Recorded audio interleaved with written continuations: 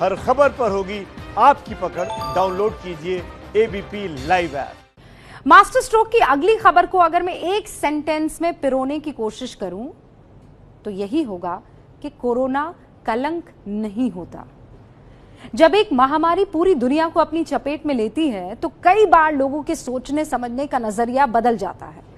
समाज पर स्वार्थ इतना हावी हो जाता है कि हर कोई सिर्फ खुद को बचाने की कोशिश में लगा रहता है और इस कोशिश में वो लोग अलग थलग और अकेले पड़ जाते हैं जो महामारी से पीड़ित होते हैं। कोरोना में भी ऐसा ही हो रहा है। सामाजिक दूरी बनाने के नाम पर कई जगह पर कोरोना से ठीक हो चुके मरीजों का सामाजिक बहिष्कार हो रहा है। हमने ऐसे ही कुछ लोगों से बात की, उनकी तकलीफ को सुना। हम चाहते हैं कि आप ये रिपोर्ट देखें और समझें कि जो संक्रमित है या जो ठीक हो चुके हैं उन्हें आपकी उपेक्षा नहीं, आपका साथ चाहिए। लेकिन इस खबर से पहले आपको कोरोना को लेकर सामाजिक बहिष्कार की 5 हेडलाइंस जाननी चाहिए। कोरोना से जंग के बीच देश के कई हिस्सों में मरीजों के साथ भेदभाव हो रहा है। आस पड़ोस के लोग बुरा व्यवहार कर रहे हैं। दिल्ली में एक बिजनेसमैन के परिवार ने झेला तिरस्कार का दंश। टेस्ट के लिए ले जाते वक्त पड़ोसियों ने वीडियो बनाया। राजस्थान के नागौर में सिर्फ होम क्वारंटीन करने पर ही पड़ोसियों ने एक परिवार का बहिष्कार कर दिया। प्रधानमंत्री मोदी ने कहा यह था कि कोरोना को किसी सामाजिक कलंक के तौर पर नहीं देखा जाना चाहिए। स्वास्थ्य मंत्रालय ने कहा कोरोना से जूझ रहे या जुड़े स्टिग्मा को खत्म करने के लिए अभियान जरूरी है। लड़ाई बीमारी से है, ना कि बीमार व्यक्ति से। मैं कोविड पॉजिटिव हूँ। आम्ही Covid positive. I'm COVID positive.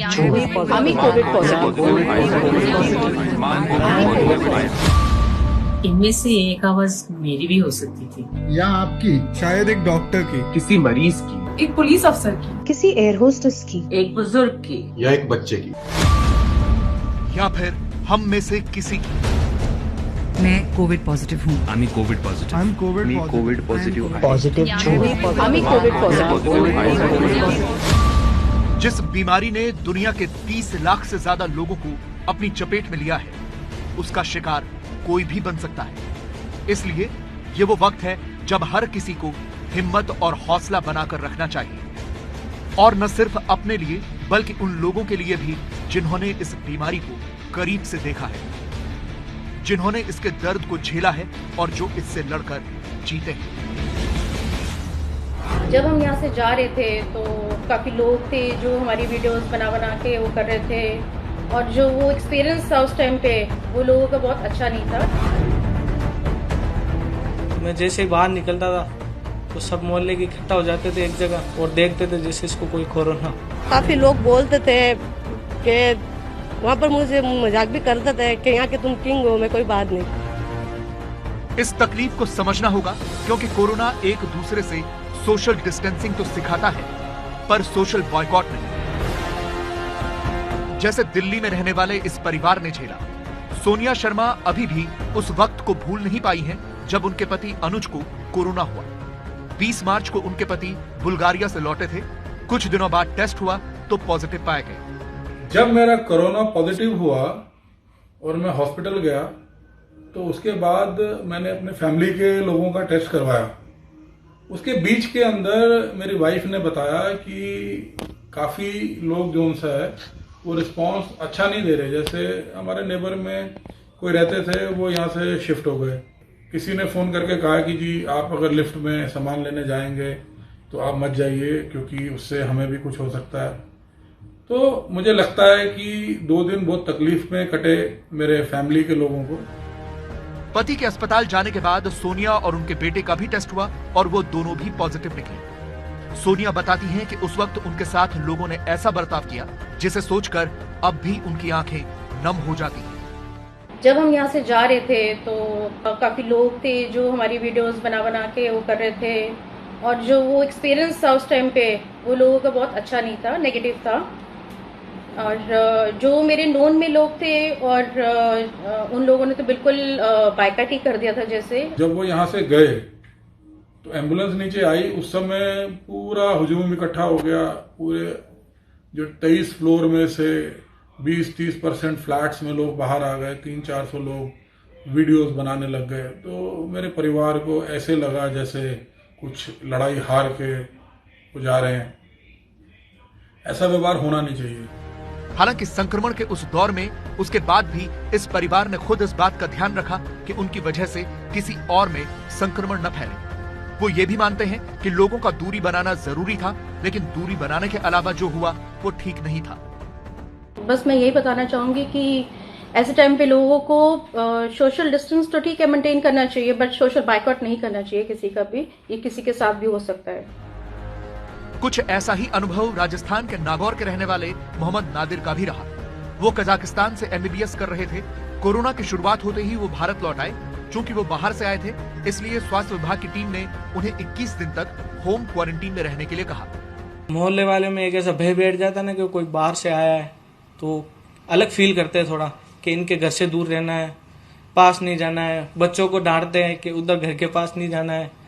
तो इस तरह से मतलब थोड़ा अलग फील होता था मुझे। मोहम्मद नादिर के साथ ये सब तब हुआ जब उन्हें कोरोना हुआ भी नहीं था।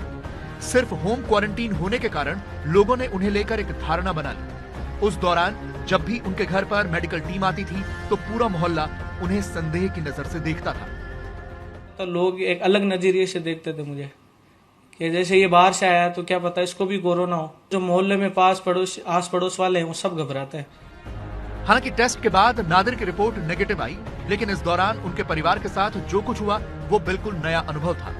क्योंकि जिस मोहल्ले में ये लोग बरसों से रह रहे थे, वहीं के लोग उनके साथ ऐसा बर्ताव कर रहे थे। राजस्थान के ही जोधपुर में करीब 400 कोरोना संक्रमित पाए जा चुके हैं। इसलिए यहाँ लोगों में डर फैला हुआ है, पर यह डर उन लोगों पर भारी पड़ रहा है जिन्हें कोरोना हुआ। नागौरी गेट में रहने वाली नगमा इस इलाके की पहली कोरोना मरीज थी। उनके पॉजिटिव पाए जाने के बाद उनके परिवार के 30 लोगों को क्वारंटीन किया गया, जिनमें से 8 में संक्रमण फैल चुका था। इसीलिए इस इलाके में रहने वालों ने नगमा के पूरे परिवार से दूरी बना ली। जब हम बाहर जाते हैं तब ये कहा जाता है कि आप दूर रहिए, आप आंगनवा क्वारंटाइन से आए हैं, कि ऐसा ना हो हमारी बीमारी फैल जाए। आपको एक चीज़ और बता दे कि कुछ लोग 4 दिन पहले आए थे और नगमा और उसके हस्बैंड कल आए थे। तब यहाँ नागौर गेट थाने की तरफ भी ये कहा गया था कि आप दूर रहिए। भाई हमको बहुत डर लगता है। अभी भी सुबह से जो लोग निकल रहे हैं, हम अपना गेट को भी ऐसे बाहर से दूर वो ऐसे हैंडल के हाथ लगा रहे हैं तो भी हम डर रहे हैं कि हमारे गेट के कोई हाथ न लगाए, चाहे वो ठीक हो क्या है, पर हम तो अपनी तरफ से डर ही रहे ना उस चीज को। इस इलाके में अब तक 90 लोगों में कोरोना का संक्रमण फैल चुका है और इसके लिए लोग नगमा को ही जिम्मेदार मानते हैं। काफी लोग बोलते थे कि वहाँ पर मुझे मजाक भी करते थे कि यहाँ के तुम किंग हो, मैं कोई बात नहीं, मैं किंग हूँ, कोई बात नहीं हुआ। लेकिन जो लोग दूरी बनाए रखते थे ना, तो मैं भी दूरी बनाए रखती थी और अभी तक यहाँ ऐसा है तो मैं बाहर भी नहीं निकली हूँ। नगमा, नादिर और सोनिया ने जो कुछ झेला वो और किसी के साथ न हो, इसीलिए अभिनेता रघुवीर यादव ने ये वीडियो संदेश तैयार किया। सच बात तो ये है कि आजकल कोविड पॉजिटिव होना किसी जुर्म से कम नहीं। लोग सोचते हैं कि अगर आप कोविड पॉजिटिव हैं तो आप एक मुजरिम हैं। ये गलत है, ये सोच बिल्कुल ही गलत है और इसे हर हाल में रोकना चाहिए। आंख मत मिलाइए, कोरोना को हराने के लिए सही सोच मिलाइए। कोरोना के मरीजों के साथ किसी भी तरह का भेदभाव कहीं से भी सही नहीं ठहराया जा सकता। ज्यादातर लोग भी ऐसा ही मानते हैं, लेकिन कुछ लोग इसे लेकर भी अपने तर्क दे रहे हैं। कई केसेस ऐसे आए हैं कि आदमी ठीक होके आया, फिर कुछ दिन बाद वो पॉजिटिव हो गया है, तो कुछ दिन अगर परहेज करें तो ठीक ही है और इसमें कुछ बुरा नहीं लगना चाहिए। जो पॉजिटिव लोग थे वो ठीक होके आए हैं तो हमें तो उसका बड़ा उत्साह करना चाहिए, उससे लोगों का भेदभाव नहीं करना चाहिए किसी को भी, और उनको तो मतलब उनका मनोबल कितना और बढ़ाना चाहिए लोगों को कि जिसकी कोई लिमिटेशन नहीं है। और लोग जो भेदभाव कर रहे हैं वो मेरी निगाह में बहुत गंदे लोग हैं। कोरोना कोई सामाजिक कलंक नहीं है, ये बात देश के स्वास्थ्य विभाग से लेकर खुद प्रधानमंत्री मोदी भी कह चुके हैं। हमें समझना होगा कि हमारी लड़ाई बीमारी के साथ है, ना कि बीमार व्यक्ति के साथ। इस स्टिग्मा के चलते हुए कई बार पेशेंट्स भी अपने आप को छुपाने की कोशिश करते हैं और ट्रीटमेंट लेने से कतराते हैं। इससे न केवल उस पेशेंट को हार्म होता है, उसकी फैमिली को हार्म होता है, बल्कि पूरी सोसाइटी को नुकसान होना संभव है। जरूरत है कि हम पेशेंट्स का साथ दें, उसके साथ खड़े हों और उसका सपोर्ट बने। स्टिग्मा के इस डीप रूटेड इशू को एक इंटेंसिव कैंपेन के माध्यम से आज हम सबको मिलकर एड्रेस करने की जरूरत है। इसीलिए लोगों को इसे सिर्फ एक बीमारी के तौर पर ही देखना चाहिए और इसके शिकार लोगों के साथ पूरी हमदर्दी रखनी चाहिए। और इस बात को समझने के लिए भोपाल के पहले कोरोना मरीज के सक्सेना का ये संदेश सुनिए। ये दौर है जमाने की बातों को अनसुना करना, खुद ही लड़ना, खुद ही जीत के निकलना। आज लोग रोगी से डर रहे हैं, घबरा रहे हैं, नफरत कर रहे हैं। मैं समाज के लोगों से कहना चाहता हूं कि रोग से नफरत करें, रोगी से नहीं। उसका साहस बढ़ाएं और उसके परिवार की मदद करने के लिए आगे आएं।